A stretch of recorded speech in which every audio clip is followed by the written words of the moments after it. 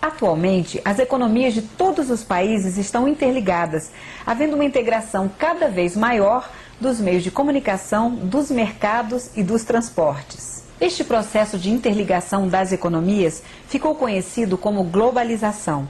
Com essa maior interação entre os países, as relações econômicas internacionais desempenham um papel fundamental para as nações. No entanto, cada país possui sua própria moeda. Para que as transações econômicas aconteçam entre eles, é preciso que haja uma regra de conversão que permita a comparação entre moedas diferentes. Essa regra é a taxa de câmbio. Vamos ver como ela funciona. Você se lembra das leis de mercado? Quando existe excesso de mercadoria, a tendência é que seu preço caia. Quando existe falta, seu preço deve subir. O mesmo acontece no mercado cambial. Basta imaginar a moeda estrangeira como se fosse um bem e a taxa de câmbio como se fosse seu preço.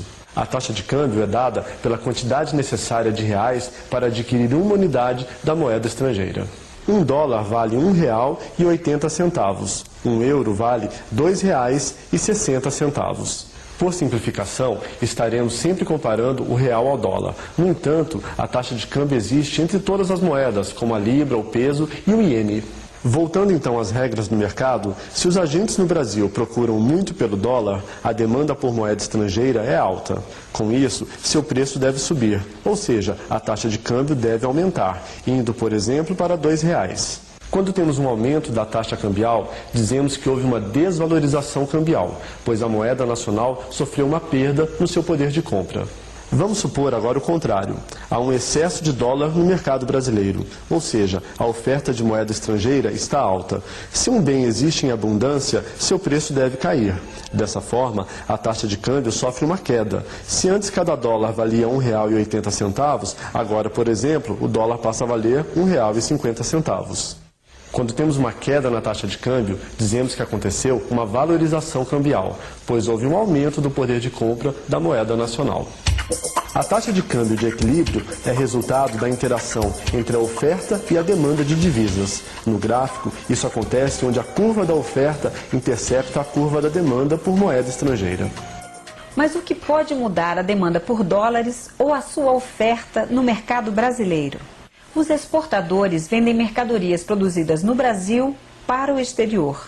Em contrapartida a essa venda, os exportadores recebem moedas estrangeiras. Para poderem usar essas divisas no Brasil, os exportadores precisam trocá-las por reais. Assim, se as exportações aumentam, acontece um excesso de dólares no mercado brasileiro, o que faz com que a taxa de câmbio caia. Agora pense no caso dos importadores. Eles compram bens produzidos no exterior e, para tanto, precisam enviar dólares para os outros países. Mas para conseguir esses dólares, eles precisam trocar seus reais pela moeda estrangeira. Assim, se as importações aumentam, acontece uma maior demanda por dólares no mercado interno, o que faz com que a taxa de câmbio aumente. A taxa de câmbio tem uma influência grande em toda a economia do país. Dessa maneira, é importante que o governo estabeleça regras para a determinação da taxa de câmbio. Essas regras consistem nos chamados regimes cambiais. Basicamente, existem dois tipos de regimes. Regime de câmbio fixo, aquele em que o Banco Central fixa o valor da taxa de câmbio. Nesse caso, o Banco Central deve possuir moeda estrangeira suficiente para atender uma situação de excesso de demanda por divisas. Regime de câmbio flutuante. A taxa de câmbio deve ajustar-se de modo a equilibrar o mercado de divisas. O excesso de demanda por divisas elevará o preço da moeda estrangeira e vice-versa. Há ainda um regime cambial denominado flutuação suja. Neste caso, trata-se de um regime flutuante em que se aceitam intervenções do Banco Central, de forma a evitar instabilidades, não permitindo grandes oscilações num curto período de tempo.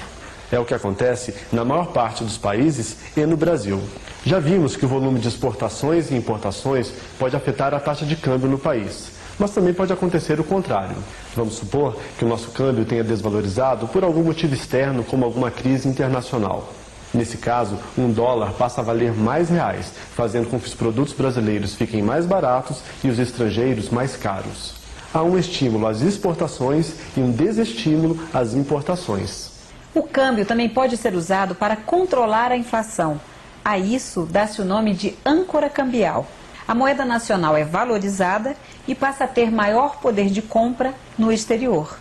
As importações aumentam, fazendo crescer a concorrência com os produtos nacionais.